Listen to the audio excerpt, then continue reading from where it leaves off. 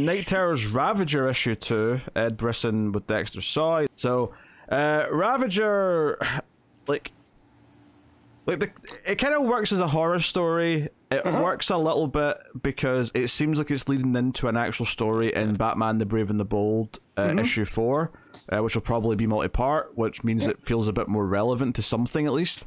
Because the story, it's all about this villain, the Murder Man, trying to get out into the real world through Ravager. And when Ravager's woken up at the end of the issue by Stormwatch, she's like, "Hey, did Anthony come out with me?" And she's like worried about it, and I don't think so. He's like, "I don't know. Like, you just woke up." Like, but when they leave, the final couple panels are the blood on the counter, and we know that the Murder Man's made out of blood starting to move, and it's like, oh, to be continued. And I'm like, okay, you know what? This set up a story that makes this a bit more relevant. Well, and it feels like there were stakes, right? We feel like with the Murder Man that, this is just a personification of her becoming her father. But it was like, no, it was more than that. It was this entity that was trying to use her. Yeah, I was going back and forth when I was reading it because I was thinking it was just that, and maybe he's saying he wants to get out.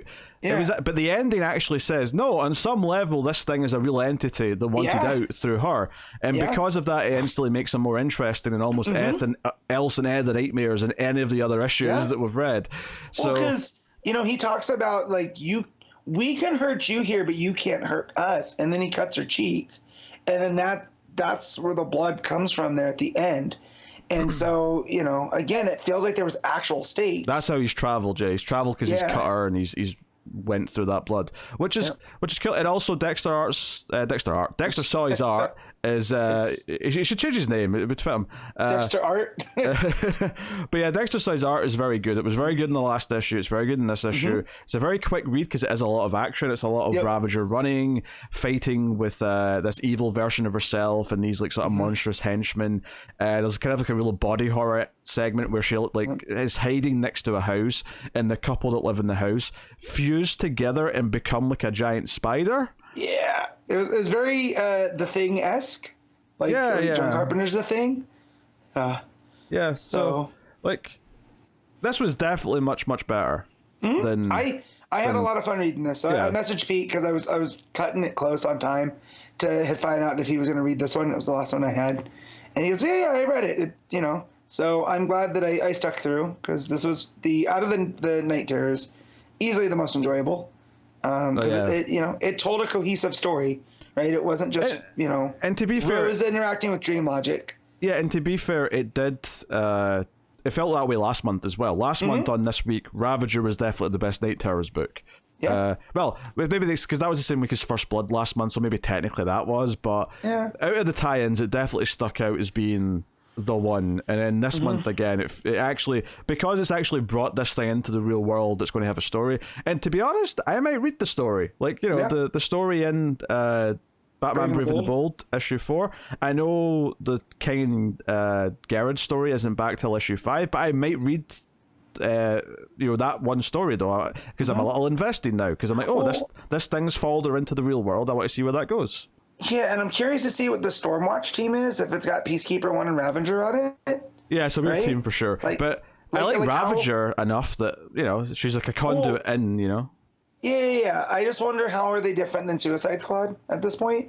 Because they seem to be answering to Waller. That's a good question. Maybe Waller's given up the... She's realised that working with actual maniacs is not the way forward, and maybe just... Soldiers. Anti-heroes who are actually going to obey rules, not because they have bombs in their neck, might actually be the way to go. Yeah. Well, and I like too when Peacekeeper 1, she's like, Waller's like, you need to wake her up. Like we need her for this craziness that's going down. And I want to know why Peacekeeper 1 wasn't asleep, right? How come he didn't get hit with the Nightmare Wave or whatever? Because he's more machine than man now.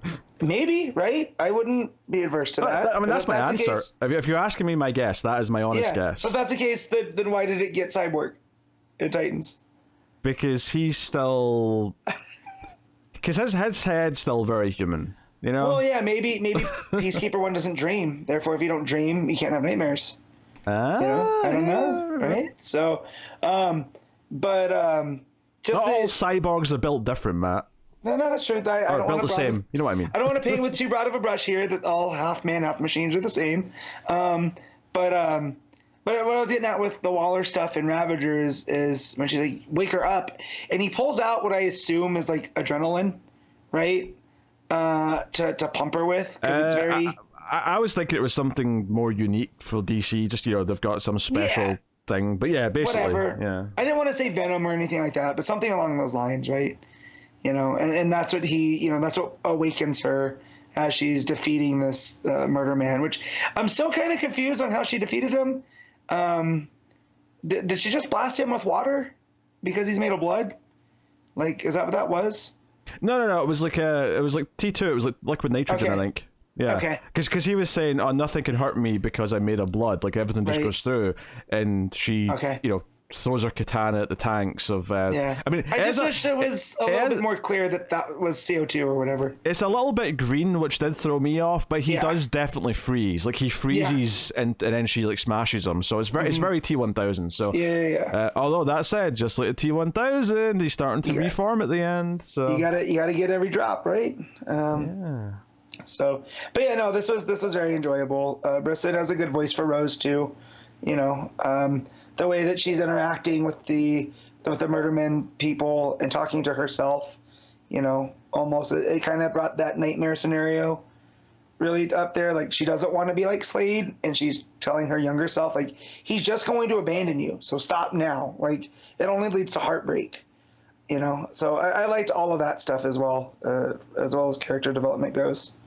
Yeah. So yeah, I was just looking at the solicits for Brave and the Bold 4 and 5, and there's a Stormwatch story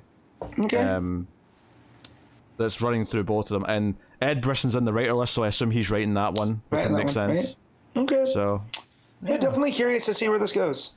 Yeah, and a Night Terror's tie-in, which I guess that would worry us before, but now that we've read this and we understand why it's a tie-in, it's not worrying now, it just makes sense. Yeah. But in a Night Terror's tie-in, Stormwatch members Flint, Phantom 1 Core, and are trapped. They're missing a member there. I assume it's meant to say Ravager at the end. Ravager? Yeah. Are trapped in a nightmarish world where their deepest fears lurk around every corner. Wait, this doesn't sound right. Their fear is just beginning because a new enemy has emerged, the Tempest. I wonder if this has changed or something, because that feels like it's kind of off. I will say this, though. The one for issue 5, which I just looked at as well, sounded more like it had anything to do with Night Terrors. So maybe this one does, but I don't know. Maybe it's just that they're still in the... maybe it's about Peacekeeper and Ravager, like waking them up out of the real world or something. Yeah. And building the team that way. All I know is that those names that got brought up sound expendable. Oh, yeah. Like Peacekeeper 1 and Ravager on a whole different level than some of these other ones. That's true, yeah. They don't mention Peacekeeper or Ravager, but they mention Flint, Phantom 1, and Core. Matt, off the top of your head, can you tell me who any of those 3 characters are? I cannot, and I roll deep in DC. Yeah, so, I can't either, so... Nah. All right, well, there you go. They're definitely expendable, so... Yeah. It's like Matt. Slipknot in that first Suicide Squad movie. It's like, I've never heard of this character at all. That makes sense. When you said it's like Slipknot and then paused, I went, the band? Like, what? What are you talking about? Oh, no. I feel like Corey Taylor would give Insomnia a run for his money. That dude has some scary masks.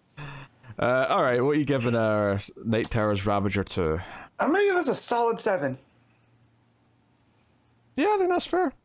I think 7 out of 10 is fair. I think, it still kind of hurts a little bit because it is tied to Night Terrors, but it is probably the most actual self-efficient tie-in because it does actually lead to something. Yeah, if this wasn't a tie-in, if this was just like a Ravager special, like we had the Power Girl stuff, right? Yeah. This would still work without the frame of Night Terrors. It would just be she's having a nightmare, right? And Peacekeeper 1 has to find her or whatever. Yeah, you would just... It still works. Yeah, you would just have maybe a slightly different reason why she's trapped in a nightmare, and that'd be it. Yeah.